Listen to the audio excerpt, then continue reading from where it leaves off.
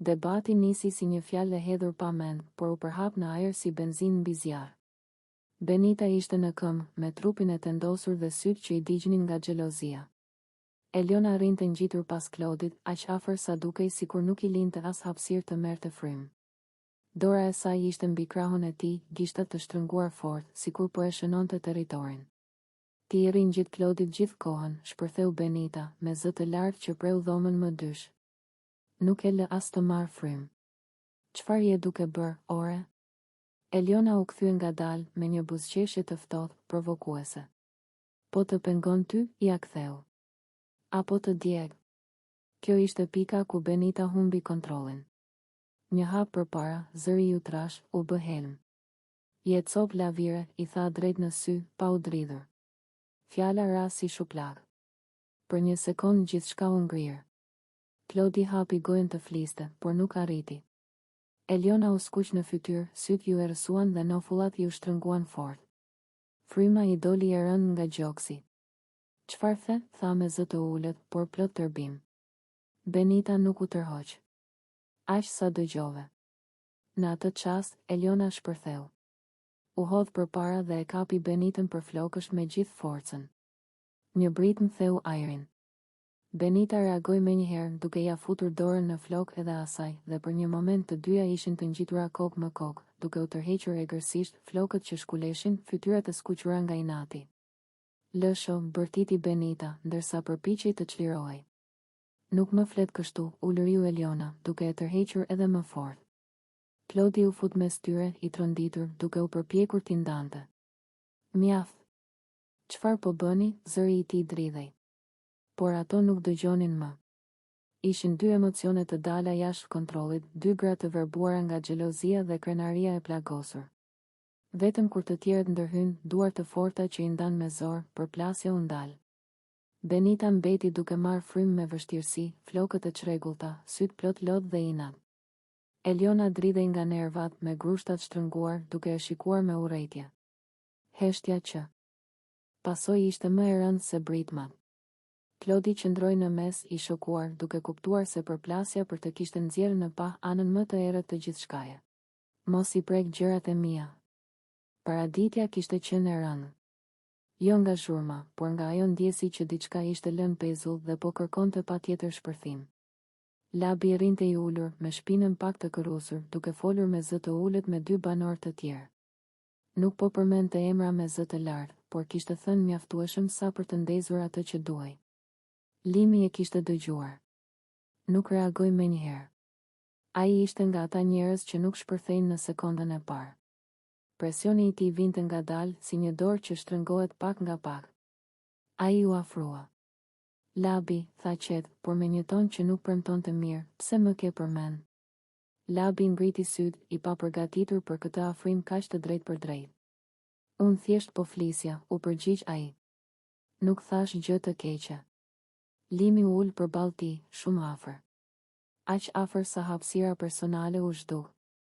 Më ke përmend me këkerri, vazhdoi Limi. Më ke përmend krevatin. Këto janë gjërat e mia. Zëri i tij ishte ende i ulët. Por çdo fjalë ishte e mbredh. Nuk duhet të flasësh me kë buk unë, tha ai. Nuk duhet të flasësh me kë fle unë. Nuk duhet të flasësh me kë respektoj unë. Labi u përpoq të qeshte nervozisht. Po qa po bën kaq të madhe? Jemi në lojë. Mos e përdor lojën si justifikim, i apreu Limi. Loja nuk të jep të drejtë të prekësh jetën time. Tani vëmendja e banorëve ishte kthyer nga ata. Heshtje. Sy që shikonin. Kamera që nuk humbnin asnjë detaj. Paraditën, vazhdoi Limi, duke mos ja hequr syt nga Labi, më ke respektu. Në darkë vonë, prap më ke respektu. Dhe tani vjen e më përmend? Ai u ngrit në këmbë. Kjo nuk është rastësi. Kjo është provokim. Labi u ngrit edhe ai, instinktivisht. Nuk kam dashur me të ul, tha ai. Thjesht fola. Fjalët ulin më shumë se veprat, ja ktheu Limi. Sidomos kur flitet për gjëra intime. Presioni tani ishte i hapur. Jo më i fshehur. Jo më psikologjik. Ishte ball për ball. Ti nuk ke asnjë të drejtë, tha Limi, të ndërtosh lojën tënde duke përdorur em. Rin tim. Po ti kush je që ma ndalon? Reagoi Labi, tashmë i nervozuar. Shtëpia është e të gjithëve. Kjo fjali ishte shkëndia. Jo gjithçka këtu është e të gjithëve, tha Limi. Respekti është kufi personal. Ai bëri një hap përpara. Dhe ti e kalove. Banorët nisën të lëvizin. Disa u ngritën nga vendi. Disa thirrën emrin e Limit. Disa të tjerë të Labit. Tensioni u bë fizik. Ulu, Limi, tha dikush. Si a vlen. Por ndodhi shumë shpejt. Një lëvizje e fortë. Një zhurmë me thatë. Limi ja gjuan një shpull Labit. Jo e gjatë. Jo e përsëritur. Një goditje e vetme e qartë që ndali kohën për një sekondë. Labi u step. Dora i shkoi instinktivisht te faqja. Syt ju mbushën jo me lot, por me shok. Dhoma shpërtheu. Oh! Çfarë bëre? Ndajeni. Ndajeni. Banorët u futën mes tyre. Limi nuk u përpoq të godiste sërish. Qëndronte drejt, frymëmarrja e rënduar, syt ende të ngulur te Labi. Kjo ishte për kufirin, tha ai. Jo për lojën. Heshtja e rënd ra për disa sekondë. Benita rrinte ulur në cep të dhomës, me shikimin e humbur diku mes dy shemes dhe mendimeve të saj. Nuk po qante. Kishte kaluar atë fazë. Tani ishte ajo gjendja më e rrezikshme, qetësia që vjen pasi e ke kuptuar se diçka po të rrëshet nga duart dhe ti nuk ke më forcë ta mbash. Limi dhe Alba u afruan ngadalë. Jo si njerëz që vinë të japin lajm të mirë, por as si armiq. Më shumë si dëshmitar të një realiteti që nuk mund të fshihej më. Benit, foli Alba e para, me një zë të butë, por të matur, duhet të flasim. Benita ngriti syt. E dinte. Kur njerëzit fillojnë fjalin me duhet të flasim, zakonisht nuk vjen asgjë që të bën të ndihesh më mirë. Eliona, vazhdoi Limi, duke e zgjedhur çdo fjalë me kujdes, po i afrohet shumë Klodit. Benita nuk reagoi menjëherë. Asnjë shenjë habie. Vetëm një frymëmarrje më e thellë. Jo thjesht po i afrohet, shtoi Alba. Po e merr. Për vete. Vetëm për vete. Këto fjalë më në fund e goditën. Çfarë do të thotë po e merr? Pyeti Benita, me një zë që përpiqej të qëndronte i fortë. Limi u ul përballë saj. Do të thotë që është aty në momentet kur ai është i dobët. Kur është i mërzitur. Kur ndihet i vetëm. Dhe ti e di sa shumë ndikojnë ato momente. Benita uli kokën. Po, e dinte.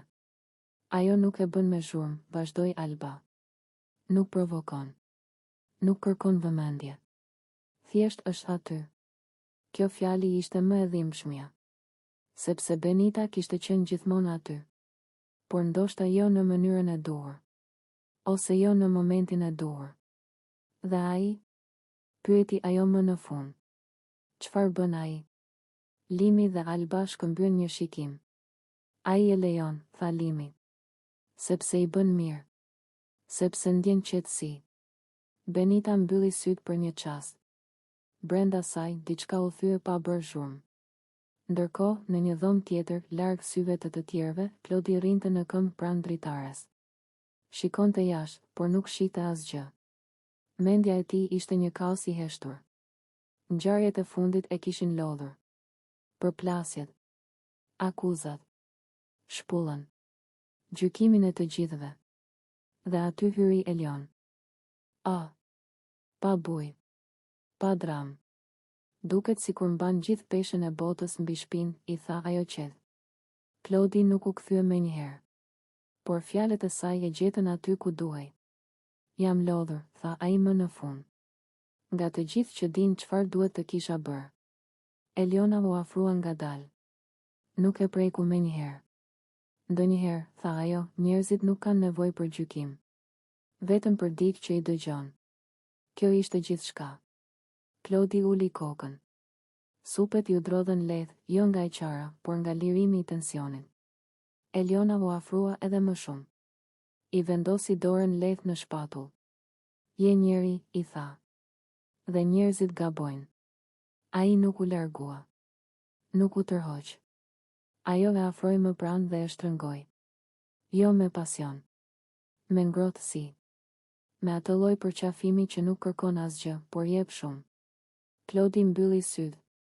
Për herë të parë pas shumë kohësh, nuk ndjeu nevojë të shpjegohej. Në atë moment, pa e kuptuar, po krijohej diçka. Jo sepse ishte planifikuar, por sepse ndodhi në një çast dobësie. Ndërsa Benita, diku tjetër,